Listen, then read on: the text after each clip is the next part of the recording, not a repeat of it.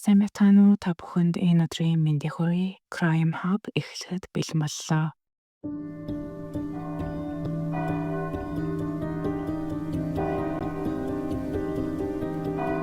Амстердам дахь Сент Барбара оршуулгын газарт жижигхэн цэцэрлэг байдаг ба энэ хэсэгт шийдэгдээгүй хэргийн хохирогчдыг оршуулдаг. Энд тодорхойгүй гэхдээ мартахгүй гэсэн бичгтээ янз бүрийн дөрвөлжин хар самбар шиг хөсшөөнүүд суйрлуулсан байх ба тус самбарууд дээр маш цөөн мэдээллийг бичсэн байдаг. Энэ нь тухайн буушинд хэн болох нь тодорхойгүй ч хүүсийг заасан тэмдэглэгээтэй болон тэр хүний олдсон он сар өдрийг бичсэн байдаг. 1999 оны 9-р сарын 17-нд Гасп голын эргээр алхаж байсан нэгэн хүн голд хөвж буй хар өнгийн хогийн савыг хардаг.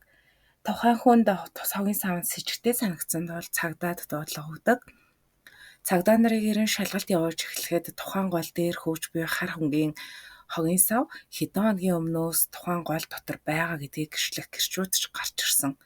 Харин тухайн мэдүүлэг өгсөн иргэд бол тус хогийн савыг сүртэй зүйл гэж бодоогүй учраас цагдаад дуудлага өгөх хэмээн хэлсэн байдаг. Цагдаа нар болгоомжтойгоор хогийн савыг уснаас гаргаж авсан бөгөөд тагийг нь нээгээд харахад түүний доторх хэсгийг бетоноор дүүргэчихсэн. Яг юу байгаа нь бол тодорхойгүй байсан. Гэхдээ савнаас маш муухай үнэр гарч байсан бөгөөд цагдаа нар тухайн үнэрийг үнэртээд л цогцсны ялзарсан үнэр гэдгийг таньсан байдаг. Хогийн савыг бетоноор бүрхсэн байсан тул Нидерландын үндэсний шинжлэх ухаан судлалын хүрээлэн лөө илгээдэг. Тэнд бетоныг болгоомжтойгоор хагалсан ба тухайн хагалсарсан бетон дотроос нэгэн эмэгтэй цогцос гарч ирдэг. Цогцос бетонд удсан бололтой байсан бөгөөд цогцост задрал явагдаад эхэлчихсэн байсан. Мөн тухайн хогийн савнаас эрэгтэй хувцас болон ойролцоогоор 40 см-ийн урттай уутнууд чихээд хийчихсэн эд зүйлс гарч ирдэг. Гэвч тухайн хувцас болон уутнуудын учрыг цагдаа нар тайлж чадаагүй. Магадгүй цогцыг хүндрүүлэх зорилготой байсан байх гэмээр анх үздэг. Тухайн цогцыг жигүүлэхдээ гэмт хэрэгтэн хохирогчийн биеийг олдуулахгүй байх үднэс хохирогчийн цогцыг бетоноор хочиж савнд хаясан гэж цагдаа нар бол шуудхан л таамаглаждаг. Тухайн хогийн савыг хаана хизээ яаж хаясан гэдгийг тодорхойлох хэцүү байсан ч шинжээчид 1999 оны 7 эсвэл 8 дугаар сард болсон гэж таамагладаг. Мөн хохирогчийг яг ямар шалтгааны улмаас амь насаа алдсан гэдгийг бол тогтоож чадаагүй харамсалтай нь. Тухайн хар өнгийн хогийн сав нь дунд зэргийн хэмжээтэй боловч хувийн хэрэгцээнд зориулагдаагүй ихэвчлэн компаниуд ашигладаг загвар байсан. Түүнчлэн 1998 онд Амстердам дахь Overdome компани үйлдвэрлэсэн хогийн сав гэдгийг олж тогтоодог. Гэвч олон тооны компаниуд энэ төрлийн хогийн савыг ашигладаг байсан учраас мөрдөн шалгах ажиллагаа амжилт олоогүй. Цогцос олдсноос хойш хэдэн 7 хоногийн дараа цагдаа нар хохирогчийн тухай мэдээллийг гаргах боломжтой болсон бөгөөд тэд хохирогчийг 18-аас 35 орчим настай эмэгтэй байсан гэж тогтоодог. Хохирогч эмэгтэй нь 159 см өндөр, жижиг биетэй байсан бөгөөд арьс нь цайвар, ус нь бараан хүрэн эсвэл хар байсан гэж үздэг. Мөн тухайн эмэгтэй нас барахтаа өмсөж байсан хувцас нь шинжээчд болон цагдаа нарын анхаарлыг ихээхэн татаж байсан. Эмэгтэй зузаан хар өнгийн носон цамц өмссөн байсан ба 7 эсвэл 8 сар зузаан цамц өмссөн байсан гэдэг нь түүний нас барсан гэж таамагласан үедээ баг зэргийн зөрүүд байгаа юм шиг санагдсан. Ерөөсө хувцаслалт нь бол тохирохгүй байсан.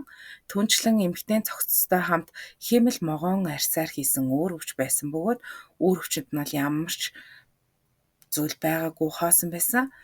Мөн эмэгтэй 36 арьс марын хар хотл өмссөн Guess брэндийн алтан шаргал өнгийн бугын цаг зүүсэн байдаг.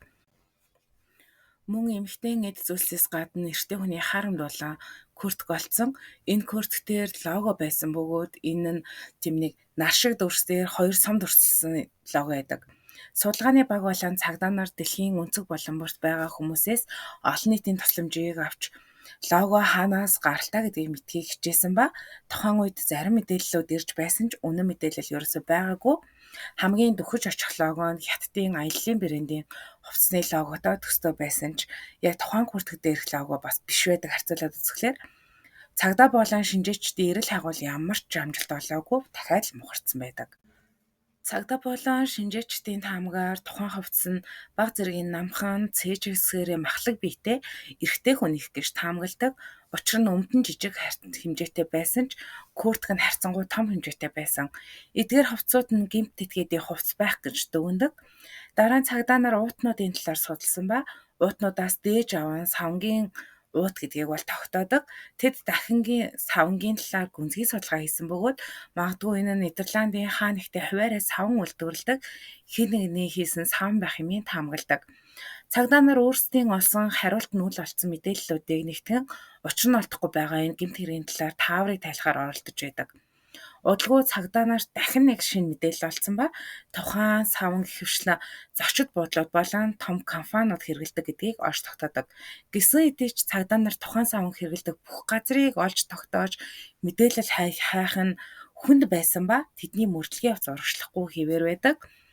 Үнэхээр шантармаар үйл явдал болоод идэг.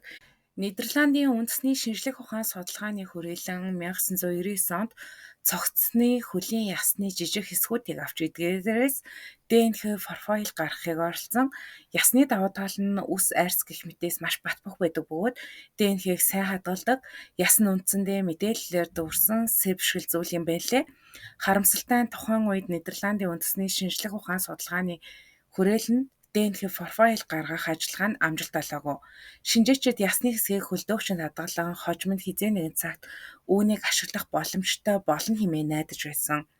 Мөн тэд тухайн цогцост Киликог эмэгтэй хэмээн нэр өгсөн байдаг. 1999 оны 11-р сарын 25-нд Киликог олсноос 2 сарын дараа цагдаагийнхан эрен сурвалжлах нэвтрүүлгээр мэдээлэл гаргаж гэрчүүдийг эрен хайж эхэлдэг.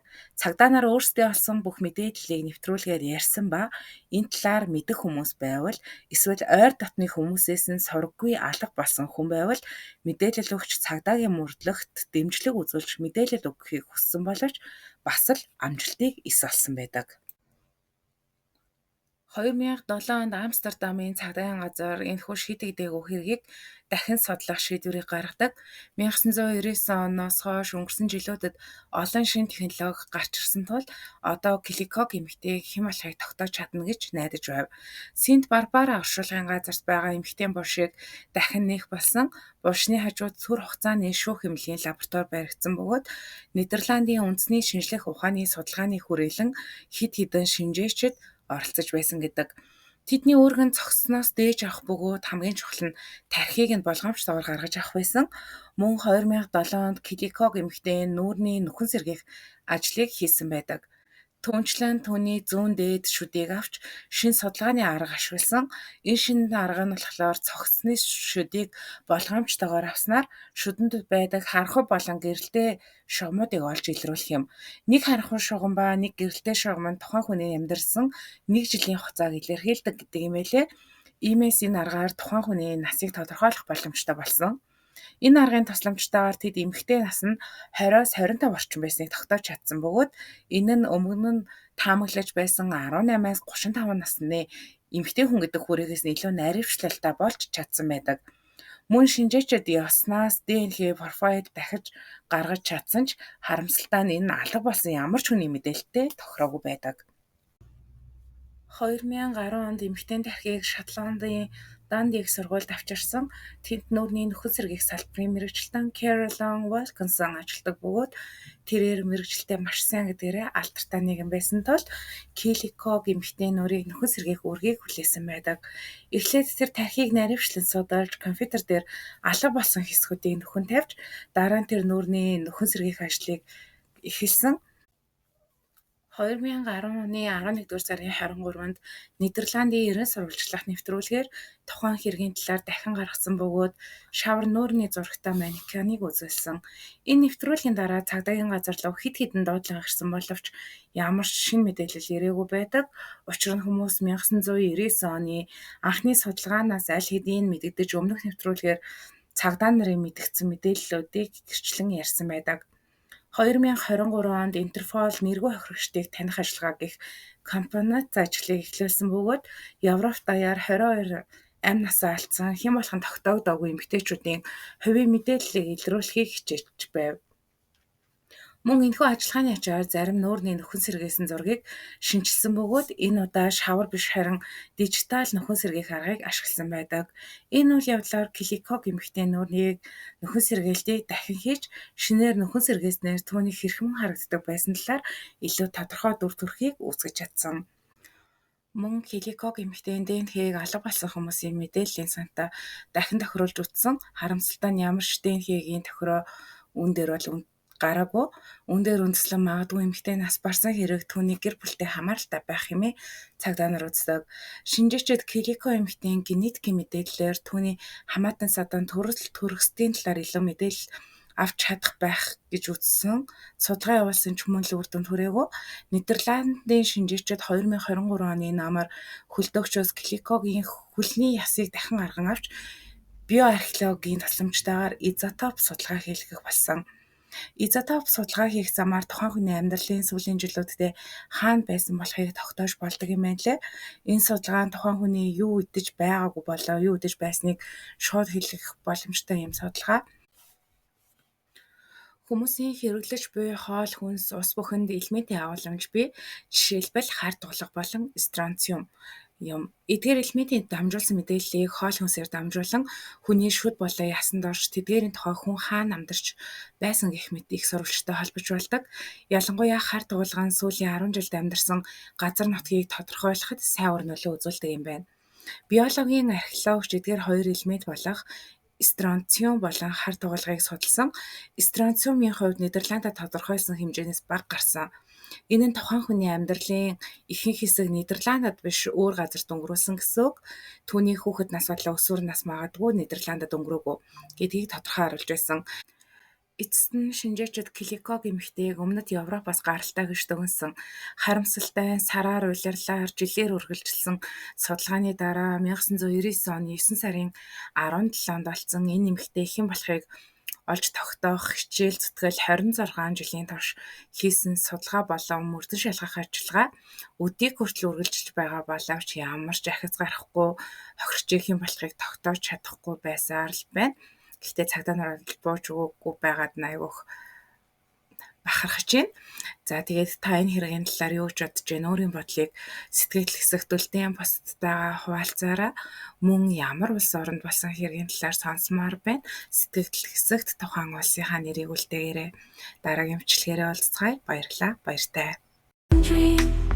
Figures blurred vanish like a muted scream. Eyes in every corner, watching every move.